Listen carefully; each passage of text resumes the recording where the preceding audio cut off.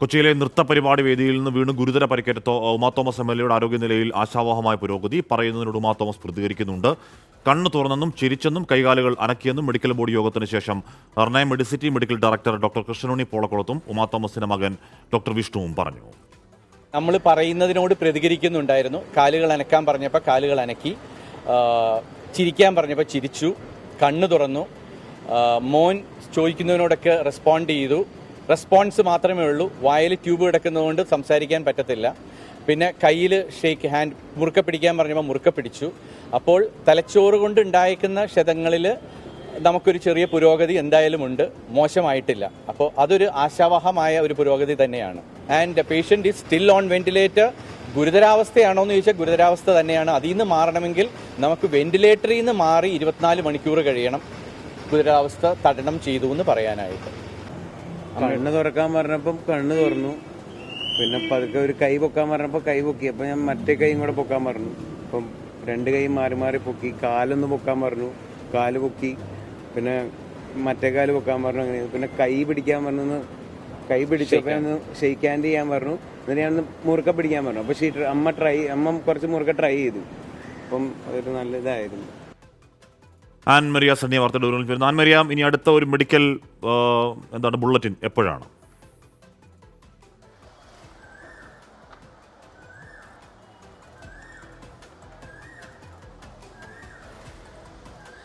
ഹാഷ്മി, വൈകുന്നേരത്തോടു കൂടിയായിരിക്കും ഇനി അടുത്ത മെഡിക്കൽ ബുള്ളറ്റിൻ എത്തുക. ഇപ്പോൾ നിലവിൽ രാവിലത്തെ വന്ന മെഡിക്കൽ ബുള്ളറ്റിനിൽ തന്നെ ആശാവഹമായിട്ടുള്ള ഒരു പുരോഗതി ഉമാ തോമസിന്റെ ആരോഗ്യനിലയിൽ ഉണ്ടായിട്ടുണ്ട് എന്നുള്ളതാണ് പുറത്തു വരുന്നത്. അതായത് സന്തോഷകരമായിട്ടുള്ള ഒരു വാർത്ത, മനസ്സിന് സന്തോഷം നൽകുന്ന ഒരു വാർത്ത തന്നെ ഇന്ന് നമുക്ക് പറയാനായിട്ട് സാധിക്കും. കാരണം നിലവിലെ ആരോഗ്യസ്ഥിതിയിൽ നിന്ന് നേരിയൊരു വ്യത്യാസം ഉണ്ടായിട്ടുണ്ട്, ഒരു പുരോഗതി ഉണ്ടായിട്ടുണ്ട്. ഇപ്പോൾ പ്രതിപക്ഷ നേതാവ് അടക്കമുള്ളവർ ഉമാ തോമസിനെ കാണാനായിട്ട് എത്തിയിട്ടുണ്ട്. പ്രതിപക്ഷ നേതാവിന്റെ വാർത്താ സമ്മേളനം ഉടനുണ്ടാകും. ഉമാ തോമസിനെ കണ്ടതിന് ശേഷമായി ഉള്ള ഒരു വാർത്താ സമ്മേളനമായിരിക്കും ഉണ്ടാവുക. ഈ ഉമാ തോമസിന്റെ ആരോഗ്യനിലയുമായി ബന്ധപ്പെട്ട് പോവുകയാണ് എങ്കിൽ നിലവിൽ തലച്ചോറിനേറ്റ ക്ഷതത്തിൽ നേരിയ വ്യത്യാസം ഉണ്ടായിട്ടുണ്ട്, ഒരു പുരോഗതി അവിടെ ഉണ്ടായിട്ടുണ്ട്. ഇനിയും ഒരു ആശങ്ക നിലനിൽക്കുന്നത് ശ്വാസകോശത്തിന് ഏറ്റിരിക്കുന്ന ക്ഷതത്തിലാണ് ഒരു ആശങ്ക നിലനിൽക്കുന്നത്. അതിനു വേണ്ടിയിട്ടുള്ള ചികിത്സകൾ രാവിലെ ഒരു ബ്രോങ്കോസ്കോപ്പ് ചെയ്യണമെന്നുള്ള ഒരു തീരുമാനത്തിലേക്ക് ഡോക്ടേഴ്സ് എത്തിയിട്ടുണ്ടായിരുന്നെങ്കിൽ പോലും അതിൻ്റെ ആവശ്യമില്ല. കാരണം ആൻറ്റിബയോട്ടിക്കുകളുമായിട്ട് കൃത്യമായിട്ട് പ്രതികരിക്കുന്നുണ്ട്.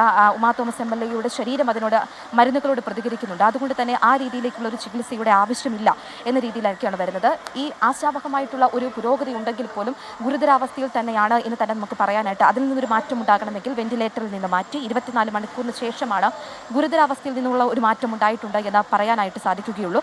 നിലവിൽ ഇപ്പോൾ പ്രതിപക്ഷ നേതാവ് അടക്കമുള്ള കോൺഗ്രസ് പ്രവർത്തകർ ഈ ഉമാ തോമസ് എംഎൽഎ കാണാൻ വേണ്ടിയിട്ട് ആശുപത്രിയിൽ എത്തിയിട്ടുണ്ട്. അതിനുശേഷം പ്രതിപക്ഷ നേതാവിൻ്റെ ഒരു വാർത്താ സമ്മേളനം ഉണ്ടായിരിക്കും. അല്പസമയത്തിനകം രമേശ് ചെന്നിത്തലയും ഉമാ തോമസ് എംഎൽഎ കാണാനായിട്ട് ആശുപത്രിയിലേക്ക് എത്തിച്ചേരുമെന്നാണ് അറിയിച്ചിരിക്കുന്നത്. എന്തായാലും ഒരു സന്തോഷകരമായ ഒരു വാർത്ത, ഉമാ തോമസ് എംഎൽഎയുടെ ആരോഗ്യാവസ്ഥയിൽ ഒരു നേരിയ പുരോഗതി ഉണ്ടായിരിക്കുന്നു. ഹാഷ്മി.